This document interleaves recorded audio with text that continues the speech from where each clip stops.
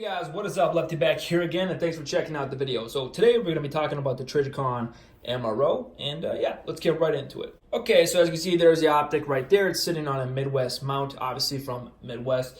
It is mounted on the rifle as of right now, so I'm not going to be doing a whole lot of like picking it up and looking at it and stuff like that. So, but anyway, I'm going to be doing my first little review, kind of overview of it, and then I'll do a longevity review later down the road. So obviously there is some kind of controversy surrounding this optic, and I will touch on that and kind of my opinions of it a little bit in the video. But so, you know, basically to start with the gate, how much did I pay for it? Got both of these from Optics Planet for basically right under $500, something like that.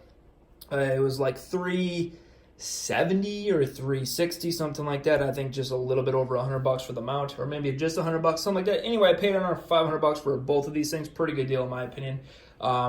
This is my first kind of Trijicon MRO kind of optic. I have one of their variable power optics, and I really like that. So this is kind of my first little like, you know, involvement with one of their just kind of their RDS optics. So far, really like it. Really like the window, viewing window on the bitch. It's weird because when you go from this optic back to like an aim point or something like that, it looks like you're just looking through like a fucking like pinhole kind of thing. It's kind of a weird effect after you kind of play around with the really wide viewing window of the optic. And in my opinion, that's probably the best feature, because most optics nowadays have like the $50,000 or 50,000 hour battery life and all this kind of stuff, and durability and reliability and stuff like that. So really the main thing that this thing has going for it over, say, something like an aim point is the viewing window, in my opinion.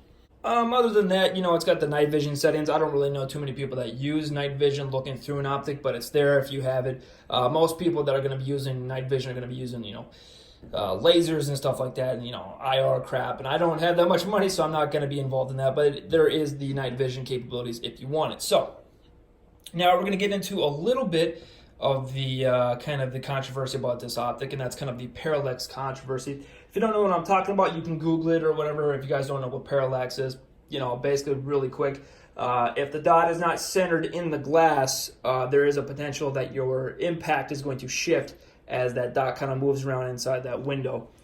Basically, really what it comes down to is the fact that this viewing window is so much bigger compared to something like an aim point. And that's kind of what I'm kind of using as a main competitor to this optic, because I think most people are probably going to pick up an aim point, you know, T1, T2, whatever it is, or maybe a Comp M5 if you got money like that. But basically, that's kind of its main competitor. They're kind of the lower budget optics, are not really, I would say, bad. They definitely work, but I don't know if they're quite duty-ready type optics. There are some really good ones out there, but I think the main kind of competition with the MRO is going to be like your, you know, your T2 kind of optics. But anyway, because this window is so much bigger, that parallax is a little bit more evident. Now, from what I know, as long as you get a optic, let me flip this bitch over real quick, that has the serial number right here that is above one, let me see, it's either 60,000 or 80,000. I do not remember which one. As long as this number is above 60 or 80, you're gonna have to like Google it because I'm not really 100% sure. As long as this number is above that, it does fix a little bit of the parallax issue, and it does fix a little bit of the magnification and the blue tint that the lens had. In my opinion, like I can't tell like there's any magnification on it, and it's very clear to me. Like there's a little bit of a blue tint, but I think most optics have like a little bit of tint anyway, unless you're talking about like actual magnified optics that have really good glass. So anyway, what are my opinions of kind of the parallax controversy of this thing? I think it's kind of an interesting thing to see, but I also think it's just basically it's kind of a product of the viewing window. Like the issue is basically just because it's a big viewing window. So basically if I had an optic that had a viewing window this fucking big, and I wanted to push my eye all the way over so I can still see the dot, but it's way the fuck over there, I can, you know, basically impose a shit ton of parallax if I really wanted to, if I had that big of a window. And I think that's pretty much where the problem comes from. Because mainly, here's what I want. There's two things that I want from an optic, from like this type of optic, right? Well, actually, I guess there's three. One, can I afford it, right? Because I'm not going to just go spend a whole bunch of money on the new whiz-bang optic, because I just don't give a shit. Two, is it going to be durable, right? If I throw it around, bang it around a little bit, put it on a rifle, is it going to die on me? I don't want it to fucking do that. And then three, is it going to hold zero? And basically, I just want those three things. Can I afford it? Is it going to last? And is it going to hold zero? If it can do those three things, I don't really give a shit. So like the parallax thing to me is kind of a weird thing. It's like if I was gonna flip up my backup sights, right, and see how good of backup sights they are in terms of like, can I hit what I'm aiming at? But I intentionally don't align them correctly, you know, and then I'm gonna degrade them based on how off my shot is. It's kind of a weird idea because what you are essentially doing, instead of having the dot in the middle of your optic, you're intentionally putting it over here, here, here, here, you know, and seeing how bad the shift is. And to me, that's just kind of fucking stupid. I mean, I get why they're doing that. I think it's kind of an interesting test, but I don't think it's really that good of a test. What I think is a better test of like kind of your more practical parallax test is put yourself at 100 yards on a shot timer so you have a little bit of stress, so you're kind of pushing yourself a little bit, throw that rifle up there, get a sight picture as quick as you can, and then press shots out.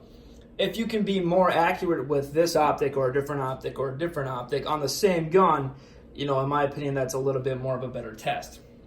Because the only time the parallax is really going to come into play is at that longer distances, obviously. So the you know, if you're doing like, you know, CQB shit, you know, whatever, you're just role playing like a son of a bitch, and then you come into a target in a room and you're just going to throw your fucking rifle up there and probably not even going to use your sights. Yeah, your dot's going to be way out of the center of the window, but it's not going to matter because you're going to be within 10 feet, probably. So like this whole kind of thing is kind of a weird thing to me. I understand why they're doing it, but to me, it's kind of whatever.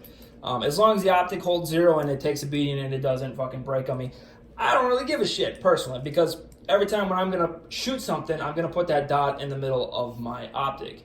Especially because if it's at 100 yards where it's really going to be impacted by parallax, I'm going to take my time, basically, or at least much time as I can. So that's kind of my opinion. There will be an, you know, kind of a longevity review on this optic. I've already dropped it a little bit of times, got a little bit of scuff marks and shit like that, but that's okay. It so far, I like it. I actually like it a lot better in terms of actually using it over my my aim point and stuff like that, or any of my other red dot optics. One thing I was a little bit concerned about, I will say, actually, is the kind of the exposed turrets. These have not been much of an issue for me. Basically, once you kind of play with it a little bit, you know, it's not really that big of a deal. It does make me feel a little like about it. Like I would prefer to actually have a cover, but so far not been an issue. The thing has not moved at all. So we'll see, and longevity in terms like that. So anyway, thank you guys for watching. Be good.